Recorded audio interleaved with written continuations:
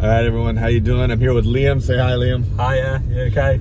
All right, so what Liam's gonna do is he's gonna take me a lap around the TT course and show me some of the spots and some of the historical places on there. But just to go and do a lap of the TT course, I know it's not the way I wanted to do it on a bike, but maybe another time. But this is very cool, and it's very cool of Liam to do this. So we're gonna get as many shots as we can and see what we can.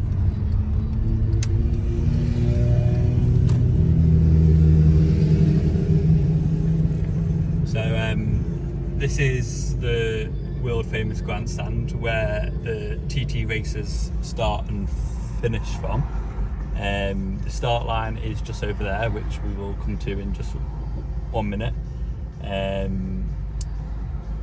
Little few kind of facts about the TT. It's been going for over 100 years. Started off in 1907, where the race was 15 miles long.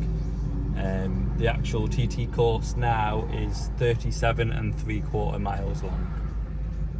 Okay, and from what this is not the course that is now is not the original course, right? That they changed it. Okay. Yeah. So the course it used to be a lot shorter. It's now been the TT mountain course for the last 90 years. So we'll be coming up to the 100th year of the new course shortly. Okay, great, awesome.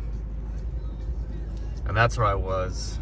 Right there in the grandstand, right up against that window, right in the corner. That's where I was 2 days ago. Or was it yesterday?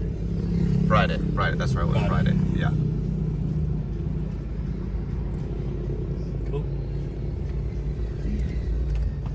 So if we set off now, this white line on the road, this is the start and finish line. So this is where the bikes will start from. You can see the marks on the road here. Right, okay.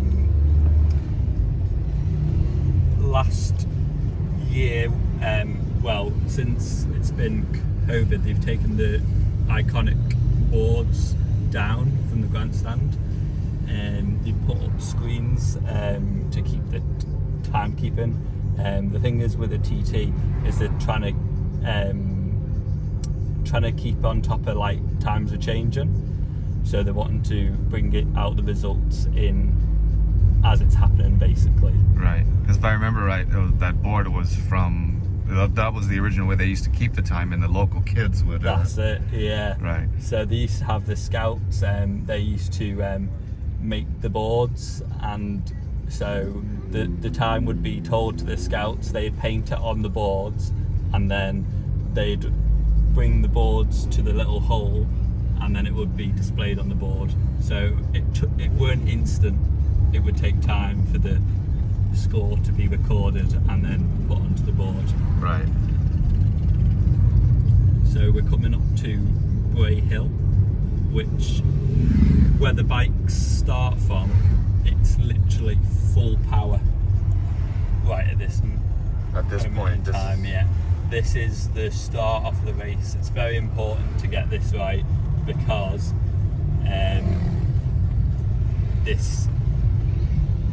if you're setting off quite close, as long as you're first to set off the grid, it's not too bad. But if you're maybe second or third, you might need to get in front of people, because a lot of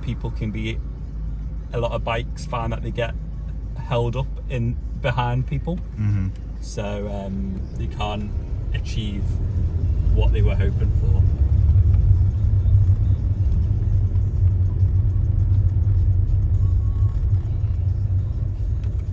From what I was told, or I remember, this is where it can get really bumpy. You have to get it on the perfect side of the road here, or else it could throw you off into the curb. Yeah. This is Bray Hill, so this is the first kind of stretch where it's so important that the bikes get this bit right. When they set off from the grandstand, they've got a full tank of fuel on board, so the bikes weigh a lot. So very important that they get this bit right.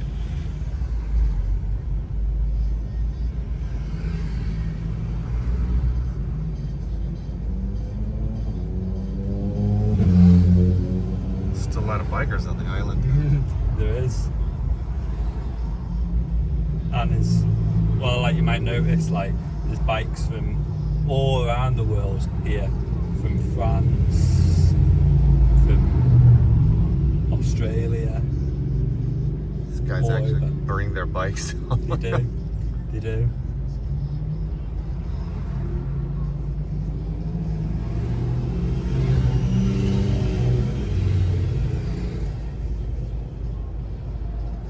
Yeah, I mean, I would have loved to at least ridden the course, you know.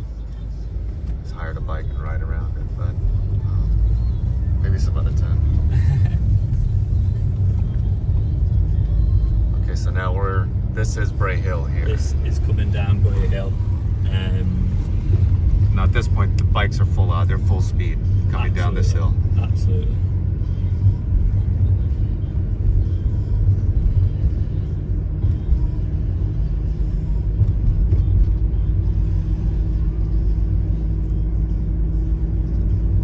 I can't even imagine doing 160, 170 down this hill. So as they're approaching here, they'll be doing about 160 mile an hour now.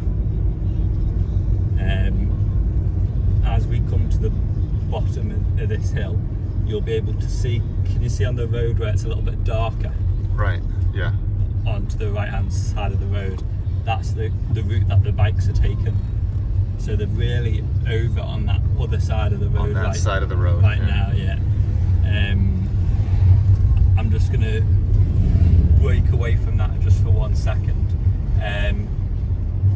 On Saturday and a few days ago, we had a very, very bad crash in the races, which was on this section here, where the bikes have actually jumped and they missed the landing. So as you can see over on the other side of the road, the wall is completely, knocked down. Right. And that's where the rider hit. That's it. On the first one, the bike actually continued to travel right over to here before it exploded. Okay. On the road. So as we're still coming along this straight, the bikes are literally at full speed. They'll probably think about starting to slow down just a little bit now to come down the hill and come up to the first corner, which is Quarterbridge. This is Quarterbridge, okay. Come up to Quarterbridge.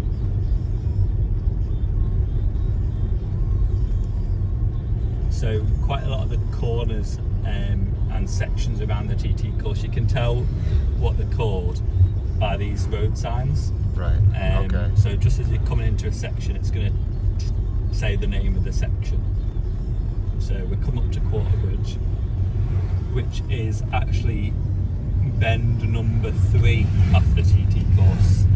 There's over 300 bends and corners around the course. So it's important that the bikes learn every single one of them